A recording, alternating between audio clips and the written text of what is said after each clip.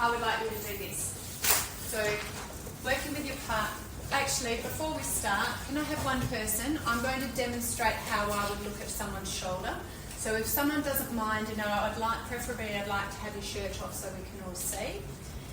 Can I demonstrate how I would look at someone, and we can, as a group, go through it? And then I'd like us to do it with our partners. Is that right? So, can I have someone up here?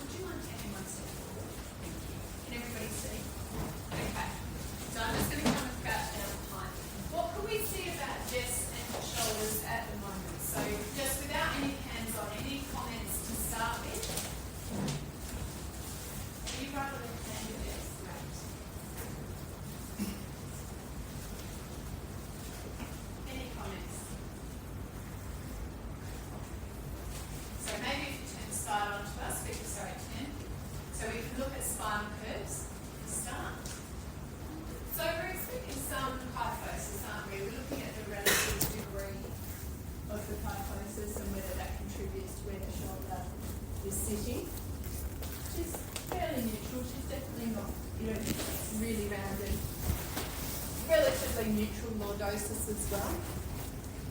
We go back to your back.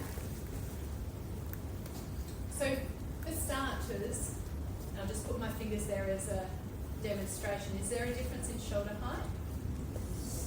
So which is lower? Right side is lower. So just like that picture up there with Josh, we don't know which one. Now you have no symptoms. But we don't know in this scenario, is it an elevated shoulder that's the problem, or is it a slightly lower shoulder that is the symptomatic side if you had shoulder problem? Looking at muscle tone, are there any areas that looks like Jess has a lot of increased activity around her shoulders?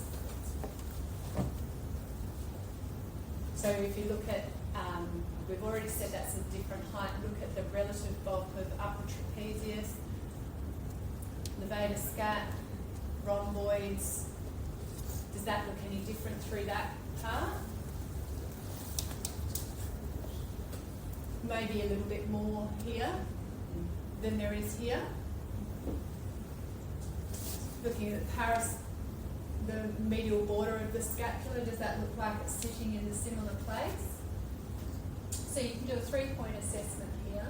So holding onto the acromion, anterior, posteriorly, come along the spinous process to the medial border and go to the inferior angle. So that's Jess's left scapula. Does that look like it's upwardly or downwardly rotated or neutral?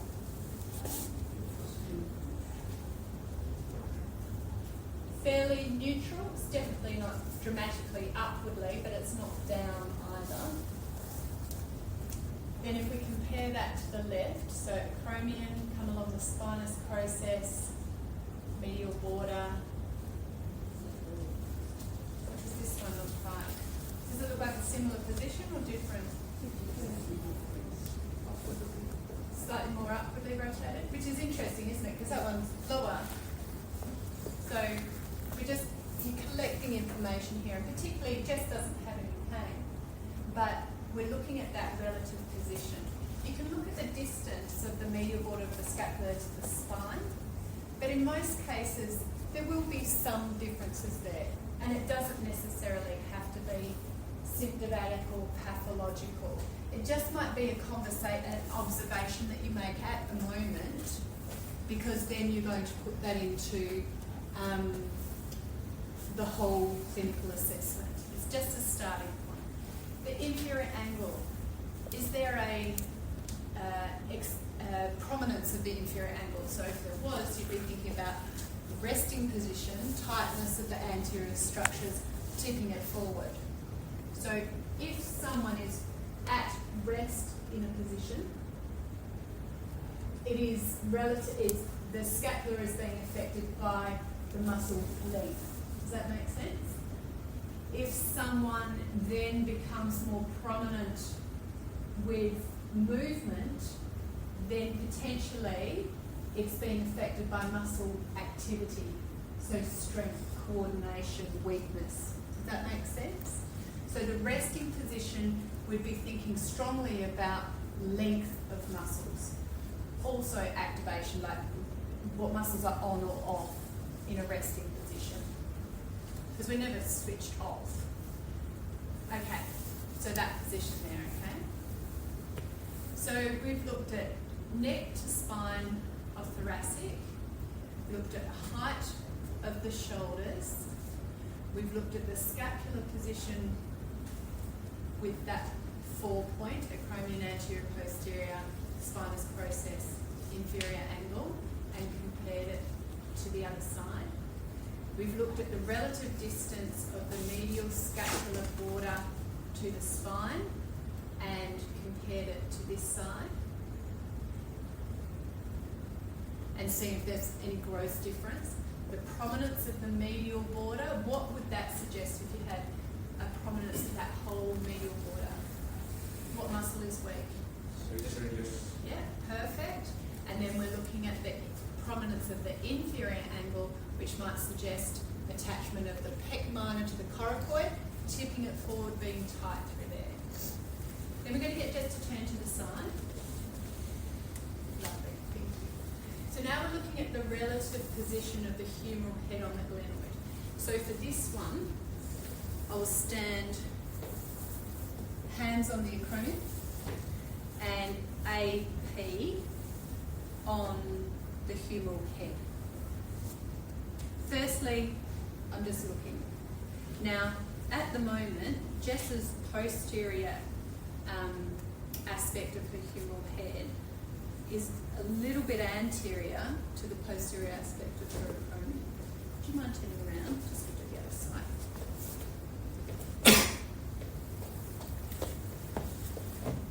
Similar, but the left shoulder probably sits a little bit more posteriorly.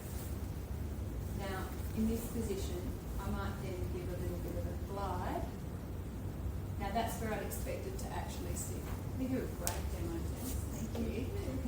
Is that uncomfortable at all? So usually you want your posterior thumb to be relatively aligned or even a little bit posterior. Thumb on the humeral head, a little bit posterior to the thumb on the acromion. Does that make sense? So that's what I would call a yeah, just I know we're all very different, but that's what I would call a normal position, for want of a better word. Your resting position on both sides, we turn you right around. Okay. So you ready, everyone? You ready, Jess? So that's the position of the humeral head. Right? And I can literally glide it back. Is that okay? Yeah, okay. And it clunks. So Jess's resting position of her humeral head is quite anterior. Even both sides, and she has no symptoms. But something in your clinical picture of maybe an underlying contributor if she does have shoulder symptoms. And I'm sure also within this group you'll have other people whose shoulders do exactly that same thing. So looking at that resting position of the humeral head, anterior posterior on the humeral head, anterior posterior on the acromion, looking for that relative position, and then you can just, if it's sitting right forward, just you can try a posterior glide. Looking at muscle bulk also in different muscle groups. Laterally, obviously the deltoid is an important muscle. We talk a lot about the rotator cuff, and the bulk, sorry, go backwards this way. We're looking at the supraspinatus, infraspinatus, bulk, how much activity do they have in their latissimus dorsi? Would that be resting them? So if we talk back to Josh again, we talked about large latissimus dorsi. We said he sits forward anteriorly, he's multi-directional instability. If he's positioning his shoulder in a anteriorly tilted, internally rotated position, potentially making it easier for his shoulder to sublux. So can we modify it, get his shoulder in a better position and make it more stable within the joint, plus build his muscles, which he already works on. Look at relative tightness or activity of your rhomboids and levator scap, which are going to downwardly rotate your shoulder via the scapular attachments, or the middle and lower trapezes, which will upwardly, and upper trapezes, which will relatively upwardly rotate the scapula, and then the glenohumeral joints, so the glenoid face up. Relax again. Okay, so from our observation, now we're going to go into our active range of movement. So that's why it's meaning, don't be too quick to put your hands on, because you can get a lot of information before you then start to look at movement. Okay, so from here, thumbs facing forwards, and then just come up overhead. Good. So I'll ask someone to do this. Come down. Is this just, this little scar, is that just a skin? The vaccine? Okay. So I don't dictate speed, I just see how they move naturally, and then if I wanted them to do it more slowly because I want to see something more slowly, or I want them to be aware of the movement, then I will ask them to repeat at a slow pace. So my instructions are just thumbs facing forwards, lift your arms overhead. So thumb facing forward, lift your arms up overhead. And you're looking for how do their muscles now start to kick in. So come down again. So Jess in a resting position, quite relaxed. Come up Jess forwards, and where does she get the movement? Does it come from her shoulder? Does it come from her thoracic spine? Does her scapula rotate and elevate enough? And is it equal bilaterally? Then from there, palms facing forward or thumbs out, whichever you prefer, just to keep it consistent. Don't go into external rotation, just keep it in a neutral anatomical position. So palms forward and thumbs leading, just come up, out to the side, yeah, and down. So always, if these, as you're instructing, if someone's having pain, it is, you've got to get you to do some movements, just anything hurts you at all, just stop, let me know, and then we'll work through it. So just thumbs out, up overhead at your own pace. And can you see anything else here? So go again for us, Jess. So scapula, glenohumeral joint. Less contribution from the thoracic spine in this position, obviously. So if you have a stiffness in flexion, it might be more thoracic spine if they have full range of movement abduction. So go again, and looking at the relative contribution of the muscles as we're going up into flexion. Looking at, so her hands are together, but how close is the humerus towards her ears, to give you an idea of how close that abduction is to full range. Turn and face us. So now external rotation. So hands here and just turn out. Perfect. And is it even bilaterally there? And then if she is stuck in a position, which we might play with later,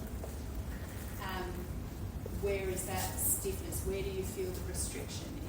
As you come out here, is it a restriction across the front, which might be a stretch? Is it a restriction in the shoulder, which might be related to the shoulder position? Is it a restriction or a tightness at the back, which may be related to the scapula and thoracic spine? Perfect. You can look at other functional positions, hand behind head, hand behind back. Yeah, and across to the other side. You can use those functional positions. I tend to add them in relative to the limitation that the person has. So if they say, I'm struggling to get my hand behind, or for ladies, I can't do my bra up. Things like that, I will look at that and monitor that over time. But if there's obvious restriction in these 3 movements, that might be all that I look at in this standing position to begin with. So, can I get you now to pair up, look at each other, and practice that movement and be the